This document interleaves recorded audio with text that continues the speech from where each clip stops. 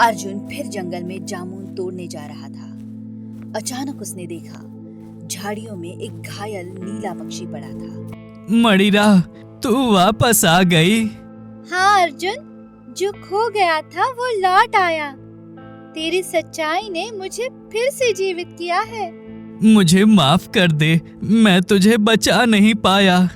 तेरा कर्म ही मेरी शक्ति है अर्जुन। धन और जादू मिट जाते हैं, पर सच्चाई और दया अमर रहती है। बहुत पुराने समय की बात है। पूर्व दिशा के नीली पहाड़ियों की तलहटी पर एक गांव था, आनंदपुर। नाम तो आनंदपुर, पर आनंद जैसे यहाँ से रूठ चुका था। कभी यह गांव हरियाली से भरा रहता था, पर अब खेत सूखे थे, नदियाँ खामोश और हवा में एक अजीब सी थकावट थी। हर सुबह बस एक ही सवाल उभरता, आज की रोटी कहाँ से आएगी। गांव के बीचों बीच मिट्टी का रास्ता था, जहाँ रोज अर्जुन अपनी जामुनों की टोकरी रखता। अर्जुन एक गरीब पर ईमानदार इंसान जंगलों से जामुन तोड़ कर लाता और बाजार में बेचने की कोशिश करता। आज भी कोई खरीदार नहीं आया। हर दिन यही होता है। मेहनत तो मैं करता हूँ, पर फल कुछ नहीं मिलता। कभी कभी लगता है शायद भगवान मुझसे नाराज है। हे भगवान, अगर कोई गलती हुई है तो सजा दे दो, पर इतनी भूख मत दो। सूरज की अंतिम किरणें जैसे उसके गालों पर कह रही हो, अंधेरा आएगा अर्जुन, पर याद रख, हर अंधेरे के बाद सवेरा होता है। अर्जुन का घर गांव के छोर पे था, एक फूस की झोंपड़ी जिसके ऊपर बारिश टपकती, दीवारें टूटी, पर परिवार में प्यार था। अर्जुन, माँ को फिर बुखार चढ़ गया है। 3 दिन हो गए, दवा भी खत्म है। क्या आप किसी वैद्य को नहीं बुलाएंगे? दवा के लिए पैसे चाहिए सावित्री। आज भी कुछ नहीं बिका। कल जाऊंगा जंगल, शायद ज्यादा जामुन मिल जाएं।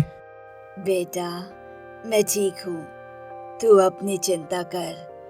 भूखा रह जाता है तू रोज। माँ, जब तक आपकी मुस्कान वापस नहीं आती, मुझे भूख नहीं लगती। तीनों की गरीबी में अपनापन था, पर किस्मत जैसे हर दिन उनकी परीक्षा ले रही थी। रात की खामोशी में उनका दीपक टिमटिमाता, जैसे हर लौ कह रही हो, थोड़ा और सह लो अर्जुन। सुबह का समय, सूरज की सुनहरी किरणें पत्तों के बीच से छनकर जमीन पर गिर रही थी। अर्जुन झोला लेकर जंगल में जामुन ढूंढने निकला। वह पसीने में तर था, मगर चेहरे पे उम्मीद थी। वहीं नदी किनारे एक वृद्ध साधु बैठे थे, लंबी दाढ़ी, आंखों में रहस्य की चमक। बेटा, क्या तेरे पास जामुन है? 3 दिन से भूखा हूँ। बिल्कुल बाबा, पूरी टोकरी ले जाइए। आज कोई खरीदार तो है नहीं, कम से कम आपके पेट में तो कुछ जाएगा। तू निर्धन है, पर तेरे दिल में धन बसता है। तेरे इस कर्म का प्रतिफल अवश्य मिलेगा। ले, ये काली मणि रख ले। ये मणि? हाँ बेटा, ये मणि तेरे भाग्य का द्वार खोलेगी। पर याद रख, जब भाग्य करवट लेता है तो पहले इंसान की नियत की परीक्षा लेता है। अगर तेरे भीतर लालच जागा तो ये मणि तेरे अंत का कारण बनेगी। अर्जुन ने मणि को कपड़े में बांध लिया। उसे क्या पता था कि उस क्षण से उसकी किस्मत एक रहस्यमयी यात्रा पे निकल चुकी थी। अगली सुबह अर्जुन ने कुछ अनोखा महसूस किया। जहाँ मणि रखी थी, वहाँ अब एक चमकदार नीला पक्षी बैठा था। ये कहाँ से आया? मैंने तो इसे पाला भी नहीं।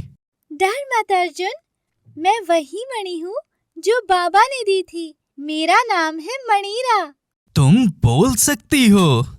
जब इंसान का दिल सच्चा होता है तो प्रकृति भी उससे बात करने लगती है। अब मैं तेरे साथ हूँ, तेरी भलाई की रखवाली करने। उस दिन अर्जुन के जामुन मानो सोने के भाव में बिके। जहाँ कल तक कोई नहीं आता था, आज लोग खुद बुलाने लगे। गांव में चर्चा फैल गई। जामुन वाला अर्जुन अब खुशहाल हो गया है। दिन बीतते गए, अर्जुन के घर में खुशियां लौट आई।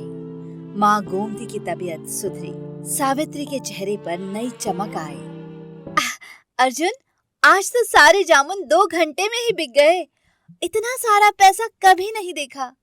शायद भगवान ने हमारी पुकार सुन ली सावित्री। जब दिल सच्चा हो तो किस्मत झुक ही जाती है। बेटा, सच्चाई ही तेरी सबसे बड़ी पूजा है, उसे कभी मत खोना।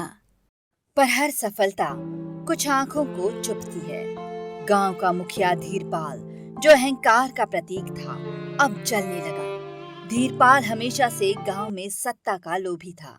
वो नहीं चाहता था कि कोई गरीब उससे ऊपर उठे। एक जामुन वाला अचानक अमीर कैसे हो गया? जरूर कोई टोना टोटका या चोरी का मामला है। रात को वो अर्जुन के घर के पास छिप गया। अंदर से उसने आवाजें सुनी।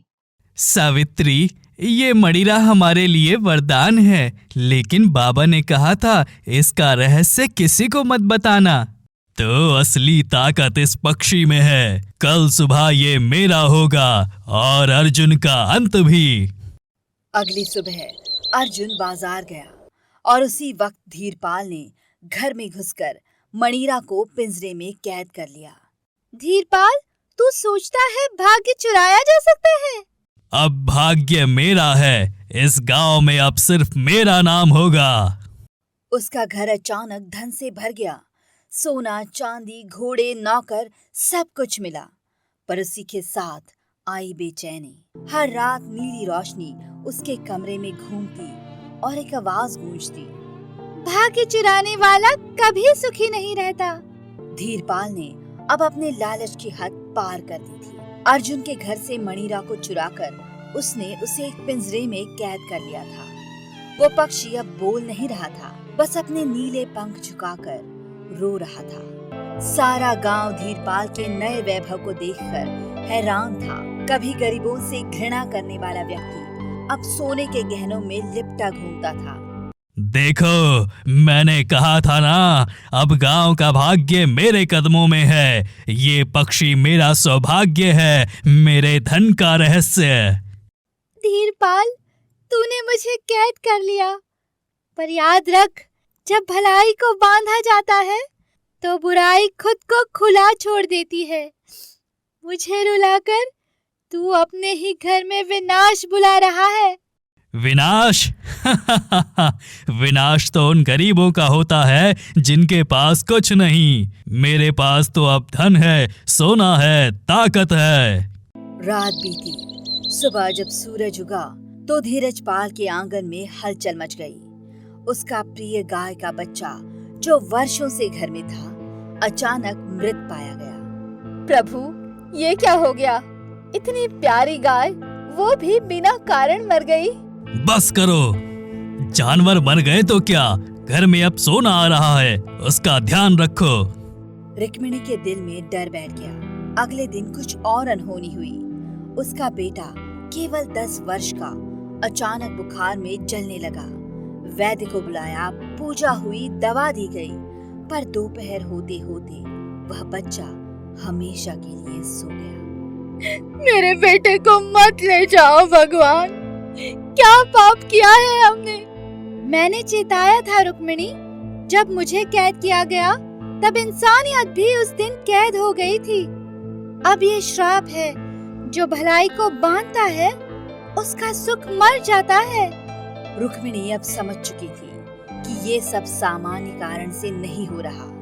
घर में सोना बढ़ रहा था, हर कोने में सोने की चमक, पर हर दिन किसी न किसी चीज की मौत। सोना बढ़ रहा है लेकिन सुख घट रहा है। ये कैसा धन है जो हर चीज को छीन लेता है।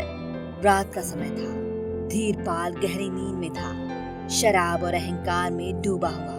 रुक्मिणी धीरे से उठी। दीपक की उदम लौ में उसने पिंजरे की ओर देखा।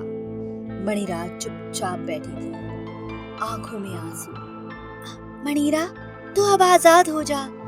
मुझे अब सोना नहीं चाहिए, बस मेरा घर वापस चाहिए। जा। रुक्मिणी, तूने जो किया तेरे दिल की सच्चाई थी। मैं तेरे इस करुणा को याद रखूंगी। जैसे ही मणिरा ने अपने पंख फैलाए और पिंजरे के बाहर उड़ी, पूरा घर हल्का सा कांप गया।